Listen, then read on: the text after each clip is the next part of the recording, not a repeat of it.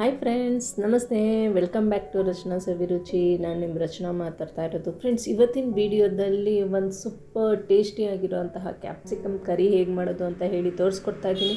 ತುಂಬ ಅಂದರೆ ತುಂಬ ಈಸಿಯಾಗಿ ಮಾಡ್ಬೋದು, ಹಾಗೆ ಇನ್ಸ್ಟೆಂಟಾಗೂ ಮಾಡ್ಬೋದು. ಚಪಾತಿಗೂ ಚೆನ್ನಾಗಿರುತ್ತೆ, ದೋಸೆ, ರೊಟ್ಟಿ ಮತ್ತು ಬಿಸಿ ಬಿಸಿ ಅನ್ನಕ್ಕಂತೂ ಒಂದು ಒಳ್ಳೆ ಕಾಂಬಿನೇಷನ್ ಅಂತಲೇ ಹೇಳ್ಬೋದು.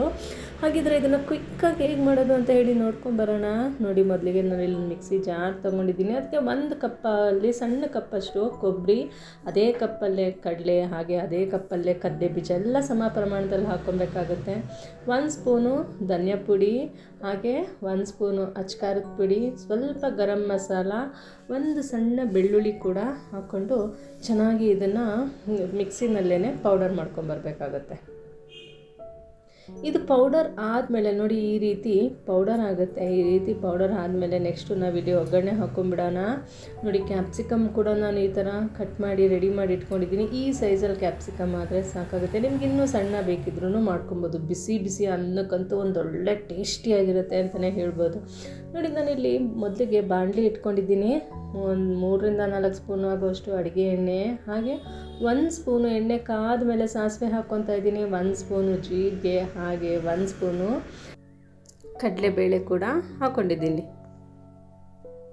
ಇದು ಕಡಲೆಬೇಳೆ ಚೆನ್ನಾಗಿ ಕೆಂಪಗಾಗೋವರೆಗೂ ಹುರ್ಕೊಬೇಕಾಗುತ್ತೆ. ಎಣ್ಣೆನಲ್ಲೇ ಫ್ರೈ ಮಾಡ್ಕೊಬೇಕಾಗುತ್ತೆ. ಕಡಲೆಬೇಳೆ ಕೆಂಪಗೆ ಆದಮೇಲೆ ಇಲ್ಲಿ ಒಂದು ದಪ್ಪ ಈರುಳ್ಳಿನ ನಾನು ಉದ್ದುದ್ದ ಹೆಚ್ಚಿಟ್ಕೊಂಡಿದ್ದೀನಿ. 4ರಿಂದ 5 ಬೆಳ್ಳುಳ್ಳಿನ ಕ್ರಷ್ ಮಾಡಿ ಇಟ್ಕೊಂಡಿದ್ದೀನಿ, ಜಜ್ಜಿಟ್ಕೊಂಡಿದ್ದೀನಿ. 2 ಬ್ಯಾಡಗಿ ಮೆಣಸಿನ್ಕಾಯಿ, ಹಾಗೆ ಸ್ವಲ್ಪ ಕರಿಬೇವಿನ ಸೊಪ್ಪು ಹಾಕ್ಕೊಂಡು ಫ್ರೈ ಮಾಡ್ಕೊಬೇಕಾಗುತ್ತೆ ಎಣ್ಣೆನಲ್ಲೇ, ಬಾಣಲಿನಲ್ಲಿ. ಈರುಳ್ಳಿ ಸ್ವಲ್ಪ ಟ್ರಾನ್ಸ್ಪರೆಂಟ್ ಆಗೋವರೆಗೂ ಫ್ರೈ ಮಾಡ್ಕೊಬೇಕಾಗುತ್ತೆ. 1/4 ಸ್ಪೂನಷ್ಟು ಇದಕ್ಕೆ ಅರಿಶಿಣದ ಪುಡಿ ಕೂಡ ಹಾಕೋಣ. ಅರಿಶಿಣದ ಪುಡಿ ಕೂಡ ಮತ್ತು ಸ್ವಲ್ಪ ಹಿಂಗಿದ್ರೂ ಕೂಡ ನೀವು ಸೇರಿಸ್ಕೊಬೋದು. ಬೆಳ್ಳುಳ್ಳಿ ತಿನ್ನಲ್ಲ ಅಂತನೋರು ಬೆಳ್ಳುಳ್ಳಿ ಕೂಡ ಸ್ಕಿಪ್ ಮಾಡ್ಕೊಳ್ಳಿ. ಆರಾಮಾಗಿ ಟೇಸ್ಟ್ ಏನು ಚೇಂಜಸ್ ಆಗೋಲ್ಲ. ಬೆಳ್ಳುಳ್ಳಿ ಹಾಕಿದ್ರೆ ಚೆನ್ನಾಗಿರುತ್ತೆ, ಆರೋಗ್ಯಕ್ಕೆ ಒಳ್ಳೆಯದು ಅಂತ ಹೇಳಿ ನಾನಿಲ್ಲಿ ಬೆಳ್ಳುಳ್ಳಿ ಹಾಕಿದ್ದೀನಿ. ನೋಡಿ, ಇದು ಈರುಳ್ಳಿ ಟ್ರಾನ್ಸ್ಪರೆಂಟ್ ಆದಮೇಲೆ ಕ್ಯಾಪ್ಸಿಕಮ್ನ ಹಾಕ್ಕೊಂಡು ಚೆನ್ನಾಗಿ ಫ್ರೈ ಮಾಡ್ಕೊಬೇಕಾಗುತ್ತೆ. ಫ್ರೆಂಡ್ಸ್, ನೀವು ಕ್ಯಾಪ್ಸಿಕಮ್ ಇಷ್ಟ ಇಲ್ಲ ಅಂದವರು ಬೇರೆ ಯಾವ ತರಕಾರಿ ಕೂಡ ಹಾಕ್ಕೊಂಡು ಮಾಡ್ಕೊಬೋದು.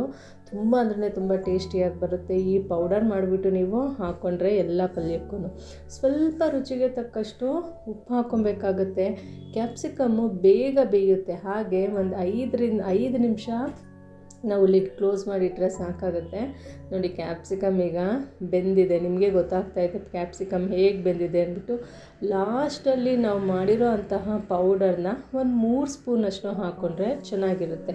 ಇದು ಏನಂತಂದರೆ ಲಾಸ್ಟಲ್ಲಿ ಪೌಡರ್ ಹಾಕ್ಕೊಬೇಕು, ಫಸ್ಟೇ ಪೌಡರ್ ಹಾಕ್ಕೊಬಾರ್ದು. ತರಕಾರಿ ಎಲ್ಲ ಚೆನ್ನಾಗಿ ಬೆಂದಿದೆ ಅಂತಂತಂದಮೇಲೆ ಪೌಡರ್ ಹಾಕ್ಕೊಳ್ಳಿ. ನಿಮಗೆ ಬೇಕಿದ್ದರೆ ಸ್ವಲ್ಪ ಸಾಂಬಾರು ಪೌಡರ್ ಕೂಡ ಹಾಕ್ಕೊಬೋದು, ಆದರೆ ನಾನಿಲ್ಲಿ ಸಾಂಬಾರು ಪೌಡರ್ ಹಾಕಿಲ್ಲ. ಇದನ್ನು ಚೆನ್ನಾಗಿ ಮಿಕ್ಸ್ ಮಾಡಿಬಿಟ್ಟು ಸ್ವಲ್ಪ ಒಂದು ಚಿಕ್ಕ ಗ್ಲಾಸಲ್ಲಿ ಸ್ವಲ್ಪ ನೀರು ಹಾಕಬೇಕಾಗುತ್ತೆ. ಯಾಕಂದರೆ ಇದು ಗ್ರೇವಿ ಬರಬೇಕು.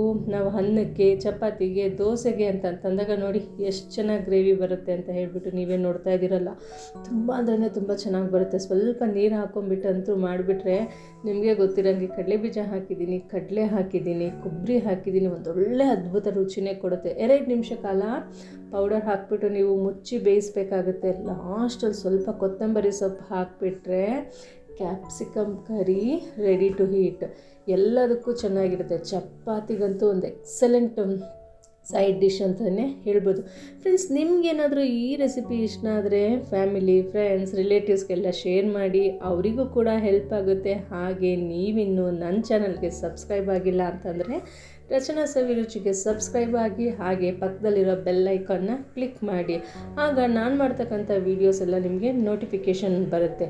ಈ ವಿಡಿಯೋ ನೋಡಿದ್ದಕ್ಕಾಗಿ ಧನ್ಯವಾದಗಳು. Thanks for watching. Bye bye.